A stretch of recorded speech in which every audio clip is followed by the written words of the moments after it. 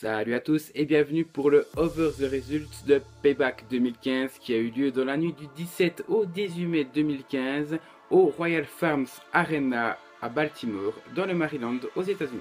Ce pay-per-view suivait donc Extreme Rules 2015 qui a été assez moyen selon moi, comme je vous l'avais précisé. Je vous laisse aller regarder à nouveau mon dernier Over the Results sur ce pay-per-view si vous avez oublié mes détails et mes notes. Concernant ce pay-per-view là, j'ai été mitigé. Il y a certaines choses qui m'ont déçu, d'autres qui m'ont bien plu, mais je vais en parler directement dans cette analyse. Je ne vais pas parler du pré-show qui a vu The Ascension battre de Macho Mendo et Curtis Axel Mania. Tout simplement parce que je ne l'ai pas vu, j'ai juste vu que The Ascension avait gagné ce match là. Ça m'a surpris de voir ce résultat. J'ai aussi vu R-Truth qui a battu Stardust. Voilà, ça reste des formalités, c'est juste histoire de combler un peu le pré-show. Pour moi, c'est pas utile et important d'en débattre dans cette vidéo. On commence directement avec le premier match de la soirée qui voyait Dolph Ziggler affronter Sheamus. Dans un match simple, contrairement à Extreme Rules où c'était un Kiss Me Arse match. Là, avant de parler directement de ce match-là, dans le contenu, dans les détails, la tenue de Ziggler est juste irrattrapable. Alors là, c'est terminé. Je suis pas un hater de Ziggler. J'adore Dolph Ziggler, j'adore son catch, son in-ring. Il n'y a pas de problème. Il y a juste sa tenue, quoi. Il était passé du show-off à quelqu'un d'un peu plus sérieux lorsqu'il avait gagné le titre intercontinental. Là, il repasse sur du rose et il met son bandeau dégueulasse. Donc, il peut pas être crédible avec une tenue comme ça. Il faut absolument changer ça. Et je me demande comment la WWE fait pour ne pas le voir. Ensuite, concernant le match, il a bien été rythmé. Cependant, je ne l'ai pas trouvé ouf. Je suis pas totalement emballé, je ne suis pas déçu non plus. Il est rythmé, mais il est presque un peu long pour ce que ça donne. C'est peut-être une bonne chose, comme vous le voyez, j'ai mis la note entière concernant la section du temps, parce que c'est un temps acceptable, même largement au-dessus pour moi. Mais le match n'a pas eu vraiment de phase, c'est-à-dire qu'il y a plusieurs phases dans un match de catch. Là, j'ai vraiment eu l'impression que du début à la fin, c'était la même chose. Du coup, ça a rendu le tout un peu monotone. Mais voilà, comme je l'ai dit, il est bien rythmé, donc ça c'est quand même un point positif. Mais le fait qu'il n'y ait pas d'éléments dans le match qui permettent de le faire ressortir, moi ça m'a dérangé. Ensuite, concernant le finish, on voit Dolph Ziggler qui saigne. Est-ce que c'est prévu ou non, ça je n'en sais rien. Mais en tout cas, on voit Dolph Ziggler qui est en difficulté et qui se ramasse plusieurs prises sur la fin avant de capituler. Et ça me fait vraiment rappeler le match contre Alberto Del Rio. Je me demande si c'était pas Payback 2013 également, donc Payback, vu que c'est le même pay-per-view. Et où il y avait eu un double turn, c'est-à-dire que Dolph Ziggler avait fait un face turn et Del Rio avait fait un heel turn à force de s'acharner sur lui pour regagner son titre poids lourd. Ça m'a fait vraiment rappeler ce match-là. Voilà, et le clin d'œil du match, Sheamus qui embrasse le cul de Ziggler. Voilà, c'était la petite revanche. Bref, j'ai mis 7 sur 10 pour ce match-là, ce qui est quand même une très très bonne note. Voilà, maintenant que l'analyse est lancée, on va directement partir sur le deuxième match qui voyait les New Day défendre leur titre par équipe contre l'équipe de Tyson Kidd et Cesaro. Alors j'ai trouvé ce match assez dingue quand même. Déjà premièrement parce que la stipulation est respectée. On a, lorsqu'il y a un match au meilleur des trois tombés comme celui-ci, soit on a des 2-0 et finalement la stipulation elle n'est pas tant respectée que ça, on va dire qu'à moitié. Parce que le but quand même c'est des matchs au meilleur des trois tombés, c'est de faire au moins 3 tombées, c'est-à-dire 1 pour un lutteur et 2 pour l'autre. Là au moins ça a été respecté. Et autre façon de respecter cette stipulation, c'est de ne pas directement enchaîner avec les 2 premiers tombés victorieux et après que le match s'éternise avec le 3e tombé. Là ça a vraiment bien été séparé, on a eu vraiment 3 parties distinctes avec la première partie et la victoire de Cesaro et Kidd, la deuxième partie avec les New Day et la 3e partie un peu plus rythmée et un peu plus jouée sur la stratégie et sur la tricherie de la part des New Day. Donc j'ai vraiment très bien apprécié. C'est vrai que c'est un très bon match avec quelques botches malheureusement, mais le match est quand même très très plaisant pour moi. Cependant, le finish, je le trouve très très bon, mais je sais pas ce que j'ai vu en fait. Est-ce que c'est Xavier Woods qui a fait une distraction à l'extérieur du ring pour justement distraire c'était Cesaro pardon, pendant que Big E distrayait l'arbitre, ou alors est-ce que c'était Xavier Woods qui a fait clairement le tombé sur Cesaro, donc le tombé victorieux qui a permis à The New Day de conserver leur titre. C'est pas du racisme, mais Xavier Woods et Kofi Kingston se ressemblent énormément lorsque on a des images qui se défilent un peu rapidement. J'ai pas pu les reconnaître, et même avec leur coupe, j'ai pas fait attention. Donc n'hésitez pas à me dire aussi dans les commentaires de cette vidéo si c'est Xavier Woods qui a fait le tombé ou Kofi Kingston. Concernant le match, j'ai mis un petit 8 sur 10, je sais que c'est pas ouf, mais ça mérite quand même cette note là et je me voyais pas non plus mettre plus. Le 3e match et la première déception, Ryback affrontait Bray Wyatt. Donc beaucoup de personnes avaient compris que pour Bray Wyatt, c'était presque une honte d'affronter Ryback après avoir affronté Taker à WrestleMania 31. Donc déjà là, ça me posait problème. Donc je m'attendais pas beaucoup de ce match-là. Finalement, je vais vraiment m'attendre à rien du tout. J'ai pas du tout été emballé par ce match. J'ai l'impression en fait qu'il a jamais commencé. On a eu les entrées. D'ailleurs, les entrées, je sais pas, j'ai trouvé tellement différentes. Déjà avec Bray Wyatt qui arrive en premier, je sais pas pourquoi j'ai déjà été un peu perturbé avec ça. Mais le match a débuté et il a terminé. Et ce qu'il y a entre, j'ai rien retenu. Voilà, tout simplement, j'ai rien retenu parce qu'il n'y a pas d'éléments significatifs, au même titre que le premier match de la soirée, entre Ziggler et Sheamus. Il n'y a pas eu d'éléments qui ressortaient du lot. Et là, c'était encore plus flagrant parce que le rythme était encore moins bon que durant le premier match. Et je me suis fait chier. Voilà, je me suis fait chier. Faut le dire, je m'attendais à beaucoup plus de Bray Wyatt. Et je m'attendais quand même quelque chose de la part de Ryback. Ensemble, je m'attendais à rien, mais séparément, ça aurait pu donner quelque chose de pas mal. Et finalement, non, j'ai vraiment été déçu. Le seul petit truc que je vais mettre en avant, c'est le senton de Bray Wyatt sur Ryback à l'extérieur du ring. Voilà, juste s'attarder à ce détail-là, ça montre que le match n'avait pas grand-chose. J'ai mis la note de 6,5 sur 10 qui est plus que la moyenne, donc je me trouve très généreux. Mais s'il y a un match retour, j'espère quand même qu'il y ait au moins une stipulation, histoire de rendre le tout un peu plus intéressant. Le quatrième match, John Cena affrontait Rusev, donc il défendait son titre des États-Unis contre le Russe dans un I Quit match, donc juste par précision, pardon, ces deux n'ont jamais perdu un I Quit match. Cena avait déjà affronté JBL, The Miz, Batista et je ne sais plus qui, mais ça, Randy Orton, voilà comment j'ai pu oublier, c'était le meilleur selon moi. Et Rusev n'en a fait bien sûr aucun. Voilà, ce match pour moi était le match de la soirée, donc très clairement. Je suis, je pense, un des seuls qui m'attend à un match de fou avec ces deux lutteurs. Pour moi, j'ai vu beaucoup de réactions après Extreme Rules suite au Russian Chain match. Et des réactions négatives, tandis que moi je l'avais apprécié, je l'avais déjà mis en match numéro 1. Là, encore une fois, c'est pareil. Donc l'alliance Cena-Rusev, faut dire qu'elle a très mal commencé après Fastlane, ou après le Royal Rumble, c'était. Et les matchs sont de très bonne qualité, et ce match-là en est encore un parfait exemple. C'est-à-dire qu'on a un niveau de brutalité, c'est extrême, et encore plus qu'Extreme Rules. Vous voyez un petit peu où est le problème quand même du pay-per-view du mois d'avril pour moi. Donc voilà, c'était un match très brutal, et ça m'a vraiment plu parce que c'était pas seulement brutal, il y avait aussi de l'intensité, et on voyait, surtout de la part de Rusev, le mec souffrait.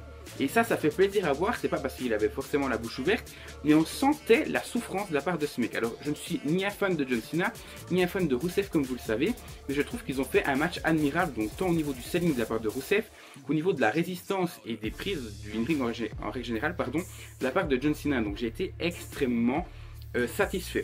Seul petit point noir, bon, il y a eu un botch déjà avec la table des commentateurs, une table pardon, qui ne s'est pas brisée. Ce qui fait que la note perd 0,5 points et est amenée à une note finale de 9,5. Voilà, c'est le seul petit détail que je mettrai en négatif. Il y a un autre, bon, c'est subjectif donc je ne l'ai pas fait ressentir sur la note, mais c'est qu'on n'a pas un face turn profond, bien prononcé, pardon, de la part de Lana. C'est-à-dire qu'elle a dit que Rusev abandonnait parce qu'il parlait en russe. Alors le finish aurait pu être très bon parce que c'est la première fois qu'un manager, je crois, parle au nom d'un lutteur dans un I Quit match. On a vu une fois un truc avec Alex Riley qui avait enregistré une promo de Cena qui disait I quit lors du match de Miz contre John Cena. Mais là vraiment le fait que Lana dise il abandonne, c'est une première. Cependant, Rusev a dit I quit. Je ne vais pas dire I quit. Il l'a dit à SmackDown il y a quelques jours. C'était durant la dernière édition, donc il sait très bien le dire. Donc pour l'arbitre, c'est pas crédible. L'arbitre, il sait que Rusev parle anglais et il sait ce que veut dire I quit. Alors s'il parle en russe et que Lana dit il abandonne, c'est que c'est faux.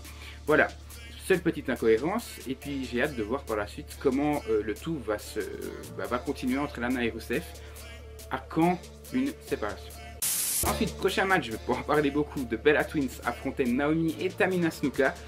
Le match était beaucoup trop court à mon goût et il ne suit pas le match d'Extreme Rules. Là c'est l'inverse, vous savez que le match d'Extreme Rules entre Naomi et Nikki Bella, j'avais grandement apprécié. Je retrouvais un peu un semblant de dignité dans la division des divas sans qu'il y ait forcément AJ Lee ou Paige. Donc là, je pouvais m'attendre à quelque chose, surtout qu'il y a Tamina Snuka, il y a quand même Brie Bella qui ne sont pas dégueulasses, surtout pour la première. Donc oui, j'ai été extrêmement déçu de ce match-là et ça se ressent avec le 5 sur 10.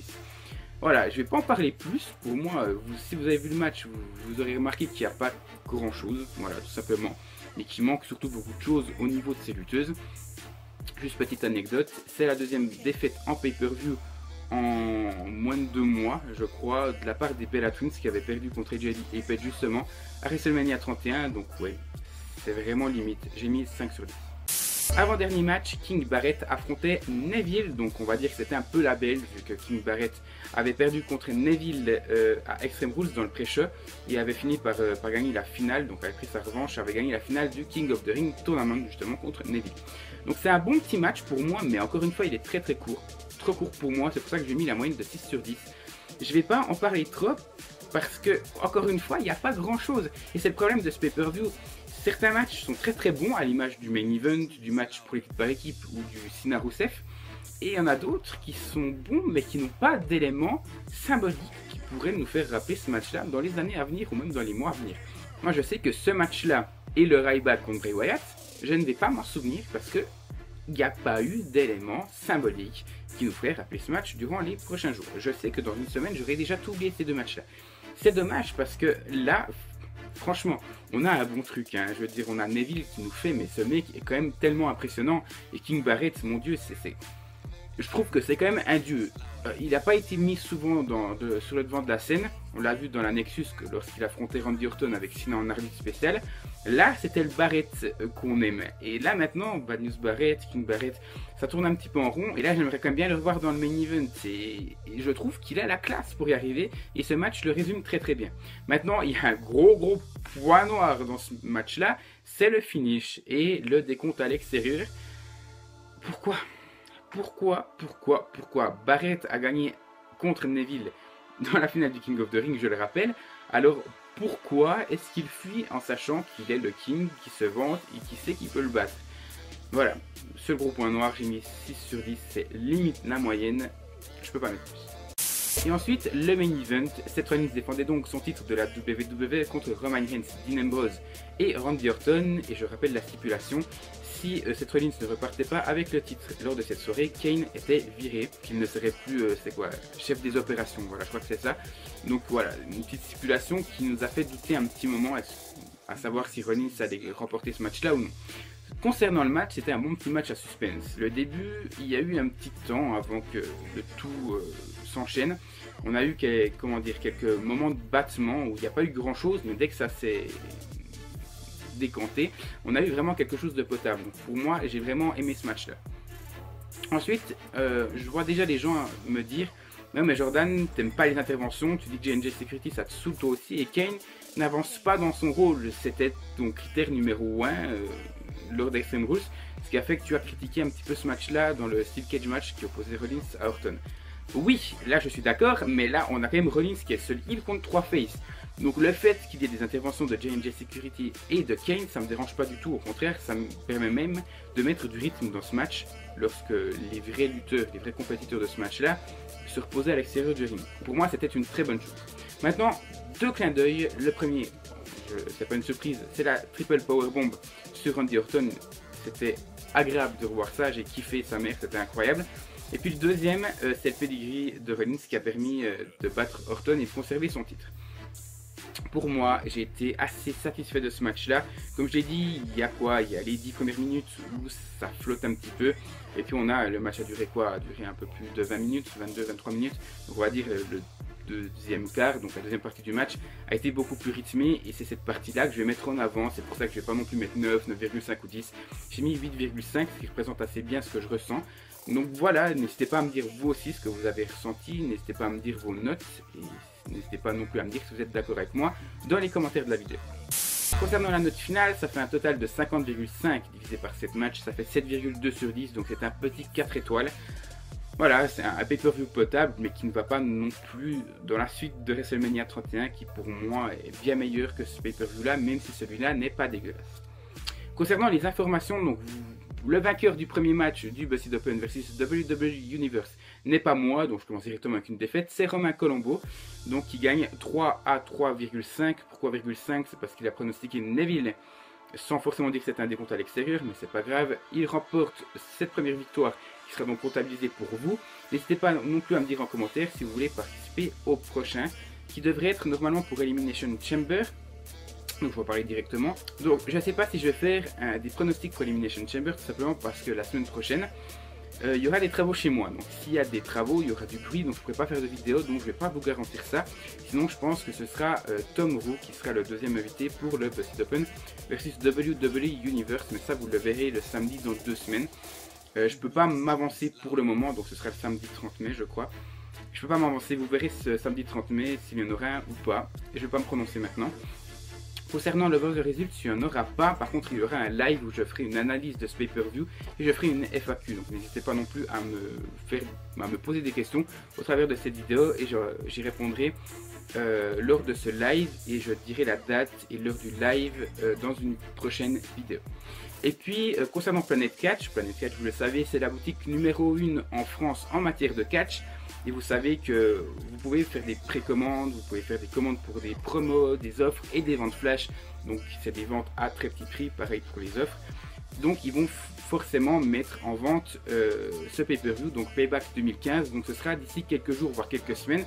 Donc là je vous rends attentif à ça. De toute façon je pense que je mettrai un lien sur mon compte Facebook, mais n'hésitez pas non plus à aller vous informer vous-même, n'attendez pas sur moi. Je pense qu'il sera donc en précommande d'ici quelques jours, comme je vous l'ai annoncé. Je pense qu'il sera aux alentours de 22,99 €. Voilà, c'est ainsi que se termine cette vidéo. Merci d'avoir regardé, n'hésitez pas à vous abonner parce que je m'approche gentiment des 500 abonnés et c'est un palier important à franchir pour moi. N'hésitez pas à mettre des commentaires comme je vous l'ai dit avant, de laisser un petit like parce que ça me ferait plaisir et de partager tout simplement la vidéo si elle vous a plu. Voilà, merci à tous encore une fois et à tout bientôt.